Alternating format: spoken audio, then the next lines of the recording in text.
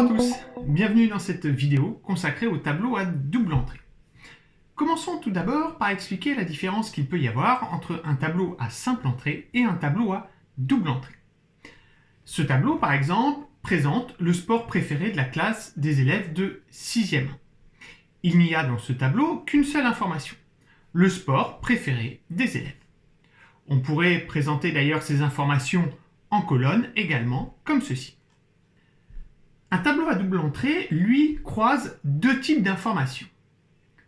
Par exemple, avec ce tableau, nous avons le sport préféré des élèves de trois classes différentes. Il y a donc bien deux types d'informations différentes.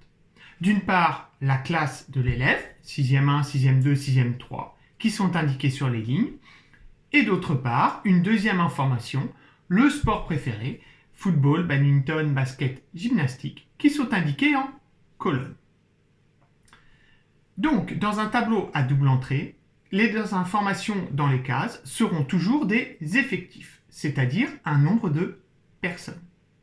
Vous savez donc maintenant faire la différence entre un tableau simple et un tableau à double entrée. Et vous savez quand nous utilisons l'un ou l'autre. Prenons l'exemple suivant.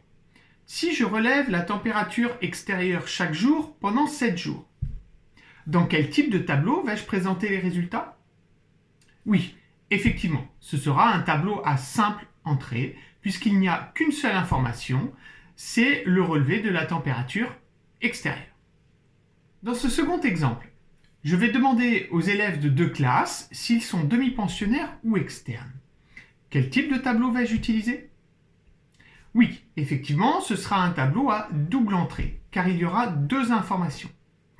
L'origine de la classe de l'élève, classe numéro 1 ou classe numéro 2, et leur régime, demi-pensionnaire ou externe. Donc, j'utiliserai un tableau à double entrée. Apprenons maintenant à lire correctement un tableau à double entrée en prenant cet exemple. Si nous voulons le nombre d'élèves de 6e 3 préférant le badminton, je dois prendre la ligne 6e 3 en bleu et la colonne badminton en jaune. Le nombre qui m'intéresse se trouve au croisement de ces deux informations, dans la case verte, c'est-à-dire ici 3. Il y a donc 3 élèves de 6e 3 qui préfèrent le badminton. Répondez maintenant aux questions suivantes. Pour les élèves faisant de la gymnastique en 6e 1, je prends la ligne 6e 1 et la colonne gymnastique. Il y a 3 élèves en 6e 1 qui préfèrent la gymnastique.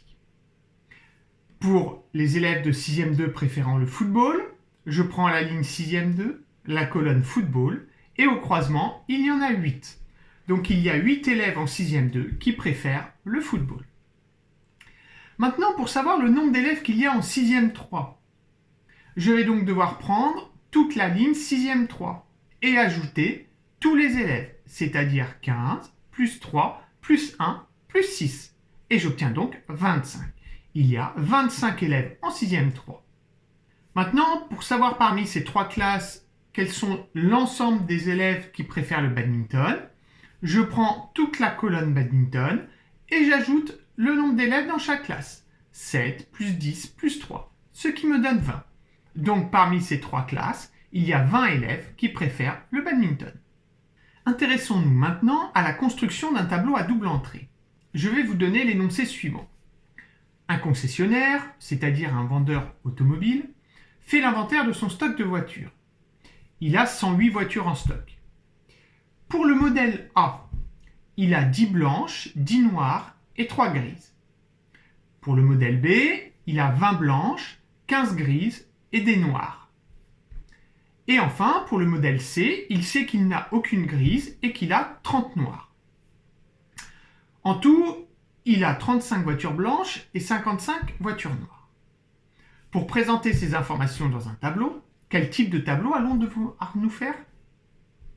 Oui, effectivement, nous allons faire un tableau à double entrée. Quels seront les deux types d'informations? Les deux informations qui doivent figurer dans ce tableau sont la couleur et le modèle. Donc, dans mon tableau, je vais par exemple mettre en colonne les couleurs et en ligne les différents modèles, comme ceci. Étant donné qu'on me donne aussi des informations sur les totaux, je vais mettre une ligne totale et une colonne totale. Pourriez-vous maintenant me compléter ce tableau avec les informations du texte? Vous avez effectivement remarqué que certaines cases vont rester vides pour le moment. D'après le texte, on me dit qu'il y a 10 voitures A blanches, 10 noires et 3 grises. Je peux donc compléter cette première ligne. Pour la seconde ligne, on me dit qu'il y a 20 blanches et 15 grises, mais nous n'avons pas d'informations concernant les noires. Et enfin, pour le modèle C, nous savons qu'il y a 30 noires et aucune grise, c'est-à-dire 0, mais nous n'avons pas d'informations sur les blanches. Enfin, on nous dit qu'en tout, il y a 35 voitures blanches, ce qui veut dire que dans cette case, je vais mettre le total de voitures blanches, 35. On nous donne aussi le total de voitures noires, que je mets ici, qui me donne 55.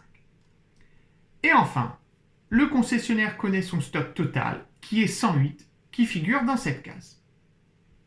Pourriez-vous maintenant me déterminer les nombres manquants dans ce tableau? Oui, effectivement, on peut déterminer les nombres manquants. Par exemple ici, le nombre total de voitures grises. Il suffit que j'ajoute 15 plus 3 plus 0 qui me donne 18. Je peux également déterminer le nombre de voitures C blanches. Je sais qu'il y en a 10 A qui sont blanches, 20 B qui sont blanches, ce qui me donne 30. En tout, j'en ai 35, donc il en manque 5. Il y a donc 5 voitures C blanches. Et on fait de même pour les voitures noires. 10 plus 30 qui me donne 40. Et donc 55 moins 40 qui me donne 15, le nombre de voitures B noires manquantes. Enfin, pour les lignes totales, j'ajoute les voitures de chaque couleur pour chaque modèle. Pour le modèle A, 10 plus 3 qui me donne 23. Pour le modèle B, 20 plus 15 qui me donne 50. Et pour le modèle C, 5 plus 30 plus 0 qui me donne 35. Vous savez donc maintenant lire et construire des tableaux à double entrée. Vous pouvez donc vous entraîner sur des exercices en téléchargeant les fichiers ici ou juste en dessous de cette vidéo. À bientôt!